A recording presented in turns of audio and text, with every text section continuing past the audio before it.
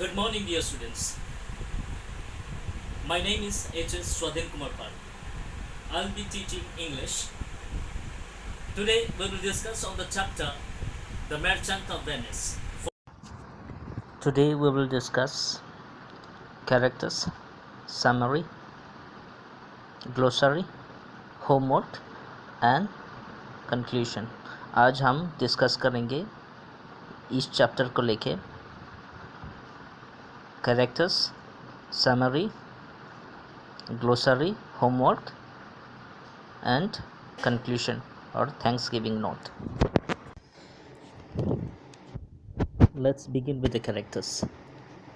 Antonio, the merchant, the hero of the drama. Shylock, the moneylender. Portia is an heiress. Bassanio is Antonio's friend. Jessica is Shylock's daughter. Gratiano and Nerissa both are Portia's maid.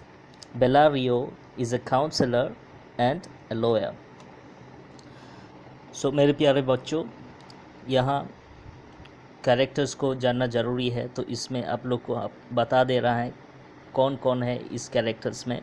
Antonio जो कि Venice का merchant है और वो इस drama का hero है. Shylock जो है वो एक मनी लेंडर है. पोर्टिया वो एक उत्तराधिकारी है. बसानियो एंटोनियस का एक अच्छा खासा दोस्त है.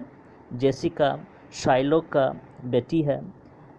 ग्रातियानो एंड नेरिसा ये दोनों पोर्टियास का नौकर एंड नौकरानी है. बेलारियो जो है एक परामर्शदाता भी है और एक वकील भी है. समरी.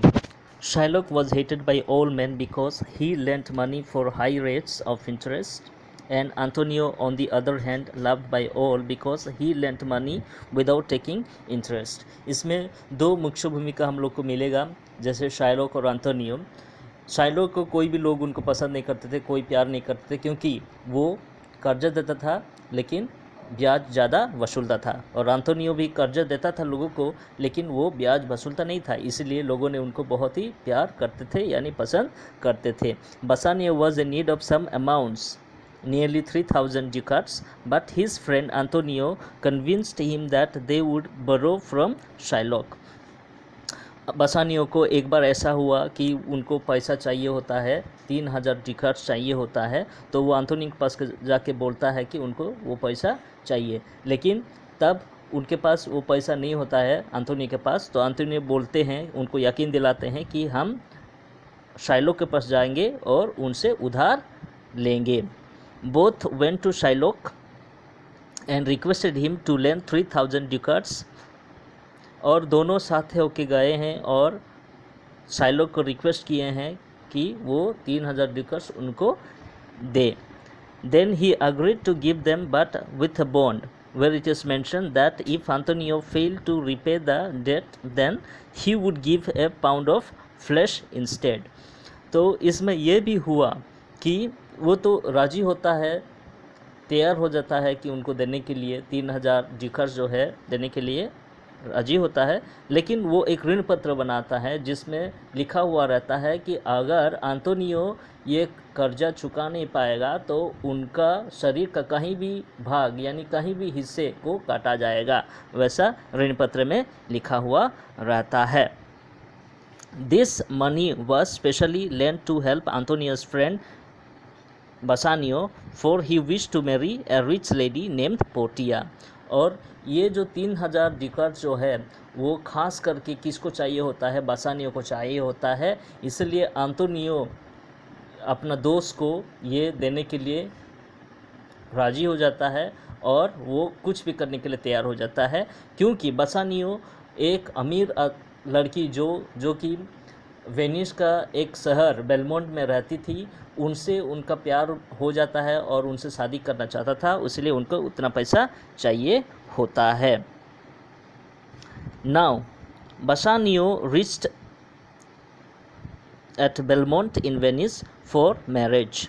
और अब तो बसानियो उस पैसा लेके, जो पैसा एंटोनियो से लेके आए हैं, वो लेके बेलमोंट यानी वेनिस आके पहुँचे हैं शादी के लिए। She was ready to tie a knot with Bassanio, so also Gratiano and Nerissa, Portia's maid, waiting for marriage on the same day। और तब इसमें पोर्टिया तो राजी हो जाती है उनका शादी करने के लिए, किसको, बसानी को शादी करने के लिए।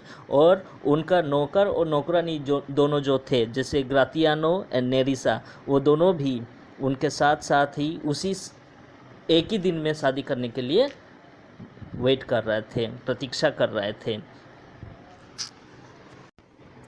Glossary.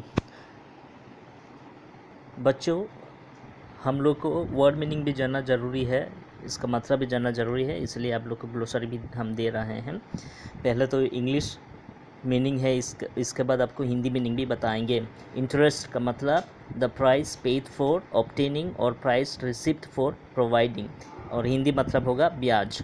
ड्यूकट्स, a gold coin minted by various European nations, और हिंदी मतलब होगा पैसे, यानी गोल्ड पैसे, सोने का पैसा, जहाँ कौन सा नेशन, यूरोपियन नेशन में उसको इस्तेमाल करते हैं। Convinced, in A state of believing specially from evidence, convince का हिंदी मतलब होगा यकीन दिलाया। बॉन्ड, इसका इंग्लिश मतलब ए बाइंडिंग एग्रीमेंट और ए कवनेंट, और हिंदी में ऋणपत्र यानी बंधन। मेंशन्ड, उसका दो इंग्लिश मीनिंग हम दिए हैं, जैसे रेफर्ड और एक्सप्रेस्ड, उसका हिंदी मतलब होगा उल्लेख किया और बचत किया। इंस्टेड, इनका भी दो इंग्लिश मीनिंग दिए हैं, जैसे इन लीव और एज ए सब्स्टिट्यूट, उसका हिंदी मतलब होगा बदले में और बजाय। Knot, a looping of a piece of string, ये जो वर्ड जो है नोट, इसका मतलब इस ड्रामा में होगा कि जो शादी में गंठ मतलब शादी में इस्तेमाल होता है, तो इसका हिंदी मतलब होगा गंठ। Homework. A, answer this questions within 20 words each। Question number 1, who was Antonio? Answer, Antonio was a generous merchant of Venice। Question number 2, what was Shylock's occupation? Answer, Shylock's occupation was to lend money for a high interest। Question number 3, where did Portia live?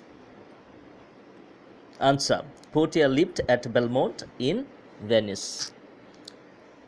B, answer the question in 30 or 40 words each।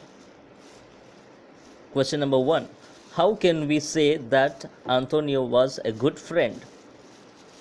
Answer, Antonio was a good friend as he always sought to help others who were in trouble for no interest of his lent amount। Today this much only, my dear students, but you have to learn the glossary, and also you are provided some assignment, you are given some question answers, so you have to memorize them and learn them, so that will help you later।